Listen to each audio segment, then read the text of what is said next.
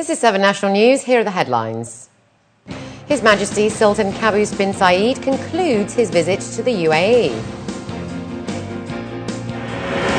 UAE investment map gearing towards $100 billion in joint ventures. And at least 53 schoolboys are killed in a Bangladesh bus crash.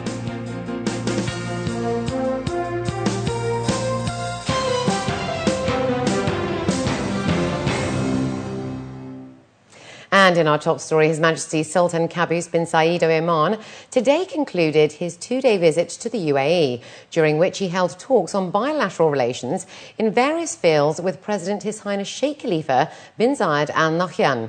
According to Emirates news agency WAM, Sultan Qaboos and his delegation were seen off by President His Highness Sheikh Khalifa bin Zayed Al Nahyan and Vice President, Prime Minister of the UAE and ruler of Dubai, His Highness Sheikh Mohammed bin Rashid Al Maktoum. A highlight of the visit was the signing of two agreements for a power grid and transmission line with Oman. According to the statement and agreement, UAE and Oman will exchange procurement of power and water, as well as establish power link networks between the two countries. The National Election Committee, established in February of this year, has officially announced the number of nominated voters at 129,000 for the country's elections to be held on to the 24th of September. The UAE's commitment to inspire Emiratis towards a proactive engagement of their country's socio-economic progress has already seen a huge improvement in the number of voters that stood at 6,600 in the first ever election in 2006. Following the elections, the new cabinet will have increased responsibility, as set forth by His Highness Sheikh Khalifa bin Zayed Al Nahyan, with improved legislation as a key priority. The committee's timetable states that the registration of candidates will be held from the 14th until the 17th of August, with the campaigning period scheduled from the 4th until the 21st of September. In line with the UAE's strategy to diversify into non-oil sectors, an initiative set up by the Ministry of Economy hopes to reduce the share of oil in the economy from the current 56% to 36%, according to a committee official. With a focus on foreign investment opportunities in alternative energy projects and sustainable development, experts are confident that overseas private sector investments in the UAE will reach the $100 billion target by 2020. A local company, Dar Al Tawazul, will guide foreign companies on local regulations and the overall investment climate. Additionally, by setting up representative offices in the UK, Italy, Spain and South Korea, investment experts are confident that the Emirates' current estimated GDP of 3% will increase. The official launch of the investment map commences on the 9th of November of this year. We do the facilitator of the logistics service for them. We take them directly to the source of the project itself, on which it's in different Emirates. We provide with the information, how to establish the companies in UAE, how to find your local partner or a strategic partner. We work closely with the investors until they achieve their aim. The idea is to offer to the investor all the opportunities that UAE has. So, of course, when we talk for a company that is coming, there's quite a competition between everybody. But it's not a question to offer one option in front of others. It's the option to give everybody the same possibility to explain about their opportunities. One of the key reasons for this investment map is to rise the GDP. The UAE has officially recognised the South Sudan as an independent state, according to a statement released by the Ministry of Foreign Affairs. The South Sudan declared its independence on Saturday as the world's newest nation. The ministry stated that it hopes the declaration will open a new page in achieving security and stability for the region's people. The statement added that the UAE is keen to bolster cooperation and to build close relations with South Sudan, both economically and socially. The South Sudan is looking to set up a trade bureau in the capital, as well as kickstart flights to and from both countries. Given the emergence of paperless technologies such as email and the iPad, are people actually becoming paper independent? Well, we spoke to one paper company that is not only helping the environment, but also seeing a growth in sales. June Wrigley has this report. Emerging markets such as the Middle East and Asia with higher GDP growth offer not only investors but also suppliers and manufacturers a better opportunity for expansion beyond the mature European and North American markets where growth is slowing. But given the growth of modern technology, are paper companies seeing the same trends? If we look at pulp and paper on a global scale, we find that the markets such as the Americas, particularly North America and Europe, tend to be on a mature level.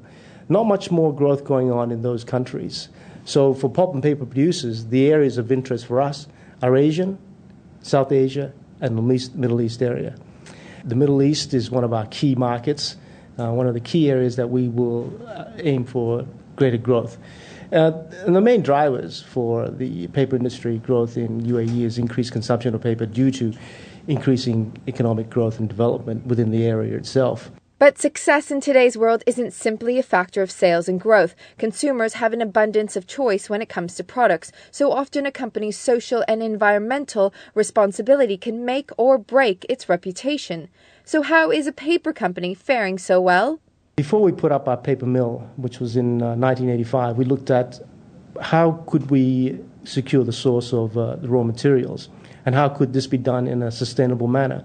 We decided that the best model, the one that suited Thailand, was the paper from Kanna approach. And this approach utilizes land which is used for growing rice. If you see a rice paddy, you know that rice paddies require a lot of water, and that to separate one paddy from another paddy, you have a ridge that separates those paddies. That ridge is not used for anything. We approached the farmers to grow our trees in between the rice paddies on the empty ridge. By doing that, that creates additional income for the farmers. It allows the farmer to retain the land so they don't have to uproot themselves and move away from that. It took us about 10 years to convince enough farmers to cooperate with us in this program. Eventually, today rather, we have 1.5 million farmers who are in this program with us, and all our wood comes from this paper from Kanna project. Paper from farm trees are considered a good choice for environmentally friendly copy paper as it helps minimize environmental problems such as deforestation, which impacts global warming. This sort of sustainable planting is key, especially as the global average of paper consumption was expected around 36 kilograms per person per year in 2010. We actually engaged 2 independent companies to measure our carbon footprint from the growth of the trees up until it's turned into paper. So they measured the total number of carbon that was absorbed by all these trees and the energy that was produced and had to emit carbons to produce the paper. The net effect of it was that AA actually absorbs 12.5 kilograms of carbon per 500 sheets of paper that we produce. So we are net negative on the carbon footprint, if you like. According to an Access Economics report, 17% of the world's paper is made from logging natural forest and left to regenerate without human assistance. 37% of paper is made from natural forest that is logged and then regenerated via seeding. 29% of paper is sourced from managed plantations, while 1% of paper is still sourced from tropical rainforests. And often it is the most environmentally damaging companies that have the highest priced paper. Although somewhat ironic, it seems certain paper companies are having consumers think green before you print. June Wrigley, 7National News. And looking to news abroad now, a bus crash in Bangladesh has killed at least 53 schoolboys who were travelling home after a victorious football match against another school. The bus plunged off a hill road into a flooded ditch 240 kilometres southeast of the capital Dhaka, near the port of Chittagong. Police and witnesses said that as many as 80 children between the ages of 8 and 12 were on board. And a massive explosion ripped through a military base in southern Cyprus on Monday, with the official news agency reporting at least 8 people dead and dozens injured. The blast was thought to have occurred in a munitions dump, but it is still unclear what triggered the explosion. As a result, the blast has shut down the island's largest power plant, as fire from the explosion spread to an electricity facility, which provides Cyprus with half of its power. The intensity of the blast has caused extensive damage to property nearby and to a popular tourist resort 3 kilometres away, where windows and doors of beachside restaurants were blown out. And up next, we have the day's business news, so stay with us.